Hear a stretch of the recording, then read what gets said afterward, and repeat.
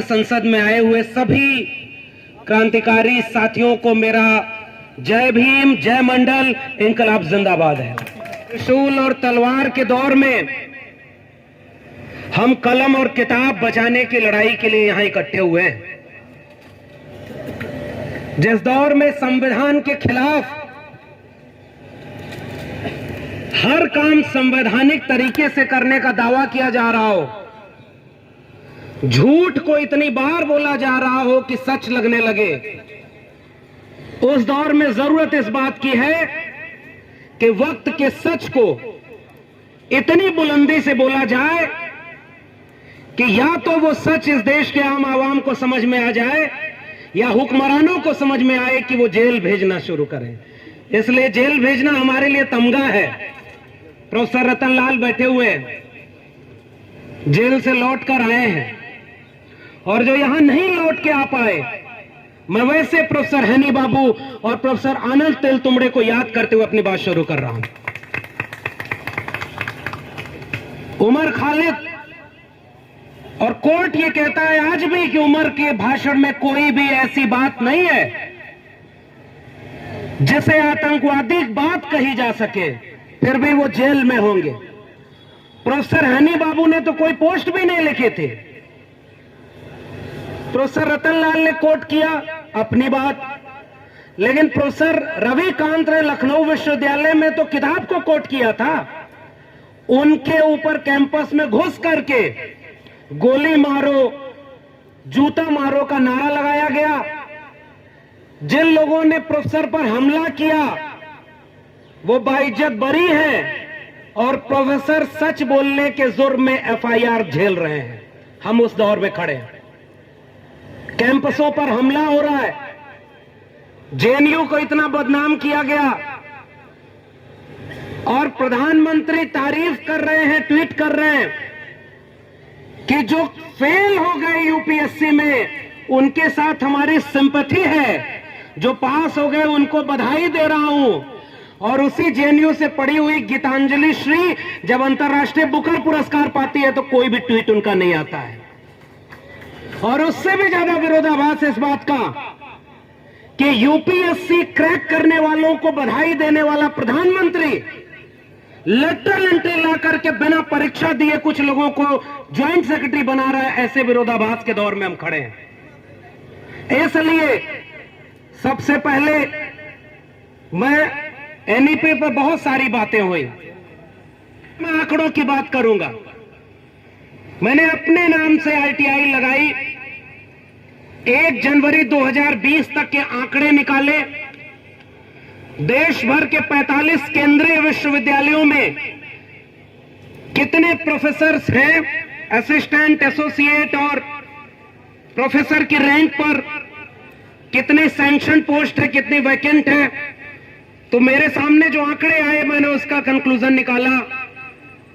तो इस देश में 1 जनवरी 2020 तक लगभग 83% प्रोफेसर, 82.82 शेड्यूल कास्ट के प्रोफेसर की पोस्ट वैकेंट है, यानी खाली है।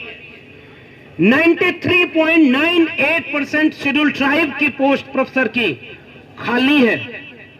96.65% प्रोफेसर की पोस्ट ओबीसी की खाली है। 85.71% पोस्ट पीडब्ल्यूडी यानी विशेष रूप से सक्षम लोगों की पोस्ट खाली है। एसोसिएट प्रोफेसर में जाएंगे तो लगभग 90 से 95% ये रिजर्व कैटेगरी की सीटें खाली है। असिस्टेंट प्रोफेसर में थोड़ी बहुत भर्तियां हो पाई। ये आईटीआई हमने लगाई और हम कहां ये मांग करने वाले थे कि जितने खाली पद हैं कम से कम उनको तो भरो, जो सैंक्शन पोस्ट होती है और हर बार के बजट में उनका बजट एलोकेशन होता है। वो लोग भले उनकी डिग्रियां फेक हो लेकिन वो साजिश करने में माहिर है, इसलिए जितने खाली पद थे उन्हें खत्म करने की पॉलिसी बना दी और उसका नाम दिया नई शिक्षा नीति 2020।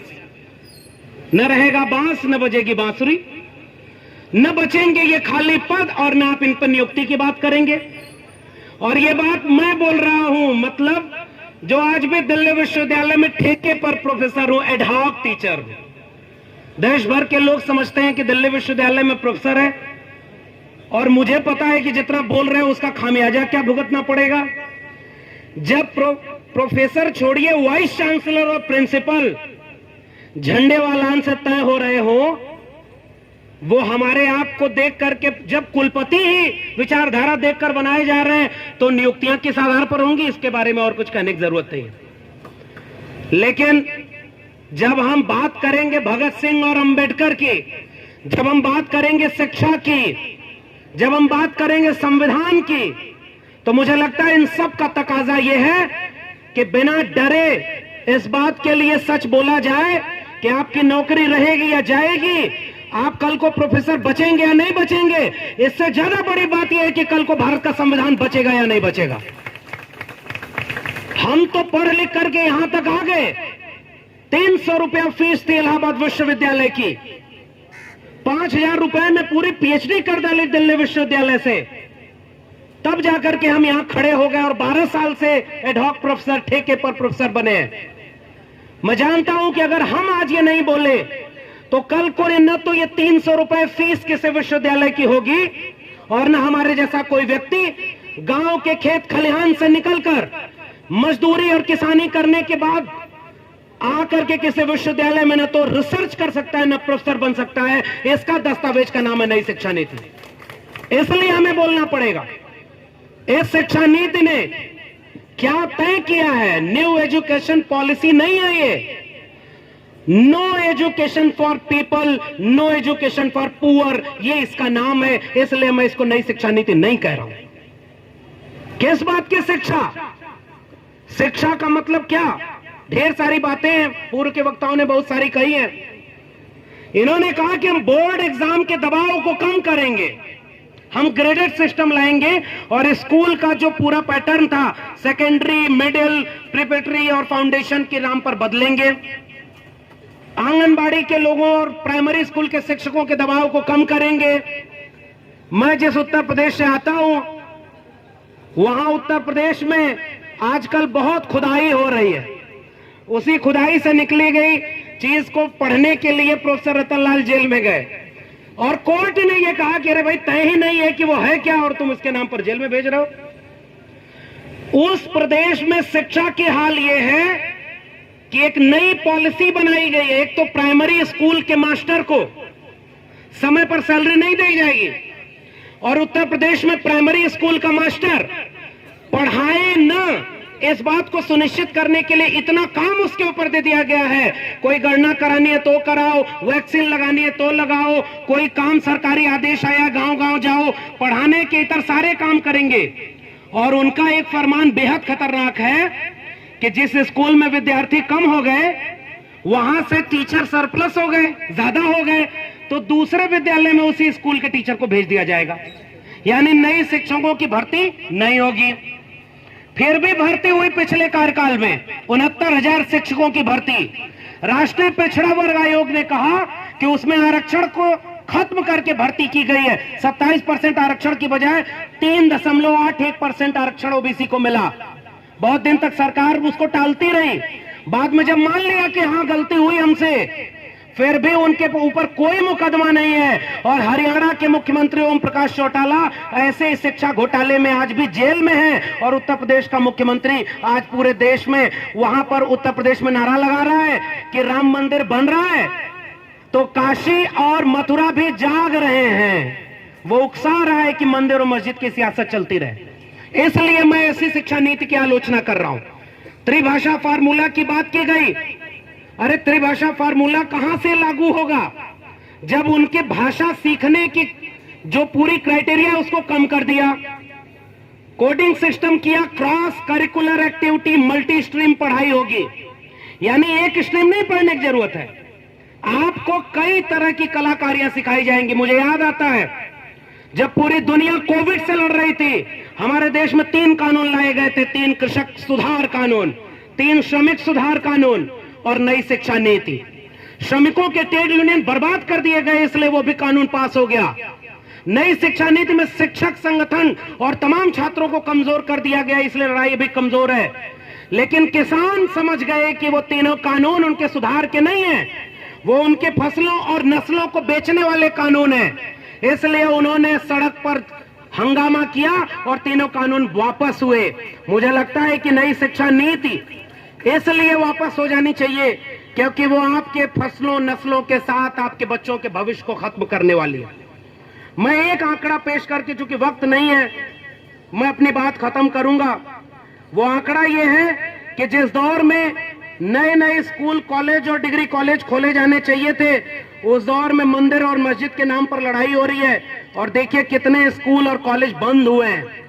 शिक्षा का बजट कम कर दिया गया। जैसे बच्चा पढ़ने जाए, हम लोग इलाहाबाद दिल्ली पढ़ते थे तो घर वालों से कहते थे इतना खर्चा दे दीजिए, खर्चा बढ़ गया है, तो घर वाले उतना खर्चा थोड़ा कम करके देते थे।